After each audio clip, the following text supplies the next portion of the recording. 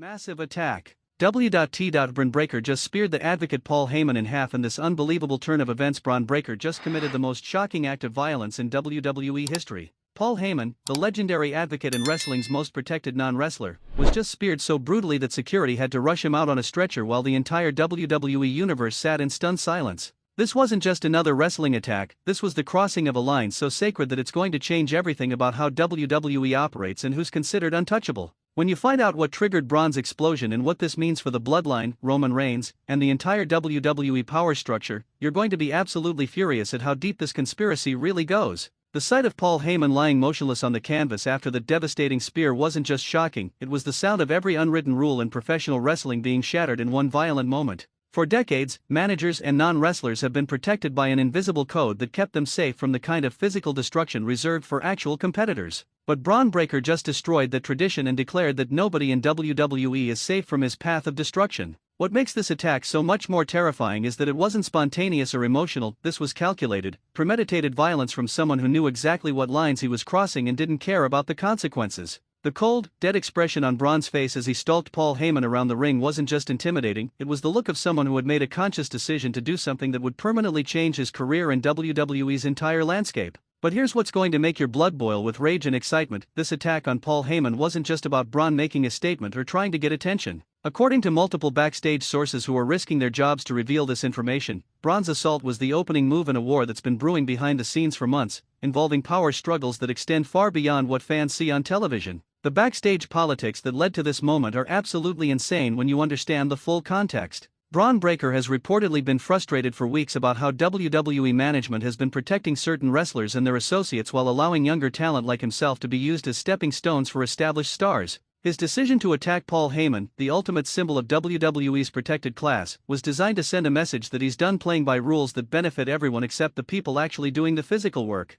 You want to see what a real athlete looks like when he's done being held back? This is what happens. Bron's words immediately after the spear were barely audible over the shocked gasps from the audience, but those who heard them understood that this wasn't just about one attack, it was a declaration that the old guard's control over WWE was about to be challenged in the most violent way possible. The spear itself was delivered with such devastating force that even hardened wrestling veterans watching backstage were genuinely concerned about Paul Heyman's physical well-being. The sickening sound of the impact echoed throughout the arena and created an atmosphere of legitimate fear that you rarely see in modern WWE programming. This wasn't entertainment, this felt like a genuine assault that crossed the line between performance and reality. But the most explosive aspect of this attack is what it represents for the bloodline and Roman Reigns' power structure within WWE. Paul Heyman isn't just any advocate, he's the strategic mastermind behind Roman's championship dominance and the political architect who's maintained the bloodline's position at the top of WWE's hierarchy for years. Attacking him isn't just about hurting one person, it's about declaring war on everything Roman has built. The implications for Roman Reigns are absolutely devastating because this attack proves that Bron Breakker doesn't fear the tribal chief or respect the political power that the bloodline represents. By targeting Paul Heyman, Bron has essentially called Roman out in the most disrespectful way possible, suggesting that without his advocate's protection and manipulation, the tribal chief is vulnerable to anyone with enough courage to challenge his authority. Industry insiders are calling this one of the most significant moments in WWE history because it represents a fundamental shift in how younger wrestlers are willing to interact with established power structures. Bron's willingness to physically attack someone as politically connected as Paul Heyman demonstrates that the next generation isn't interested in waiting their turn or respecting the traditional hierarchies that have governed professional wrestling for decades. The crowd's reaction to this attack was unlike anything seen in recent memory, a mixture of shock, horror, and excitement that created an atmosphere of genuine unpredictability. Fans were torn between concern for Paul Heyman's well-being and appreciation for Bron Breakker's willingness to do something that felt genuinely dangerous and unexpected. The authentic emotional response demonstrated that this moment had achieved something rare in modern WWE, it felt completely real.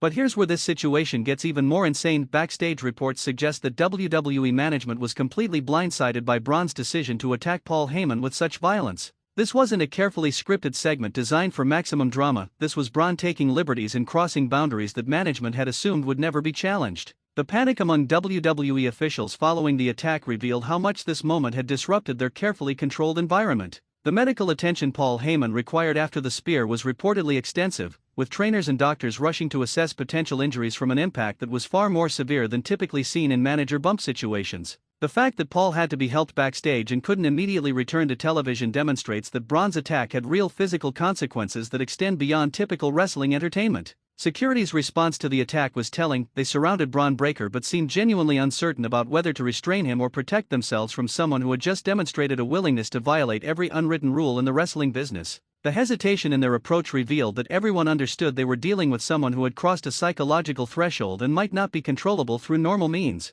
Other wrestlers' reactions backstage were reportedly intense and divided, with some expressing horror at Bron's willingness to attack a non-competitor while others privately admitted admiration for his courage in challenging the protected class that has historically been untouchable. The division among the roster suggests that Bron's actions may have tapped into deeper frustrations about WWE's hierarchical structure. The financial implications for WWE are potentially massive because this attack creates legitimate uncertainty about whether anyone associated with major storylines is truly safe from physical harm. The unpredictability could generate increased audience interest and engagement, but it also creates liability concerns and forces management to reconsider their approach to protecting non-wrestling personnel during live broadcasts. Paul Heyman's reputation as the ultimate survivor and manipulator has been fundamentally challenged by this attack because it demonstrates that political connections and verbal skills can't protect someone from a younger generation that's willing to use physical violence to overcome established advantages. His vulnerability has been exposed in ways that may permanently affect his ability to operate with the same confidence and security. The psychological warfare implications of this attack extend far beyond the immediate physical damage because Bron has proven that he's willing to target the support systems that make champions successful rather than just challenging the champions themselves.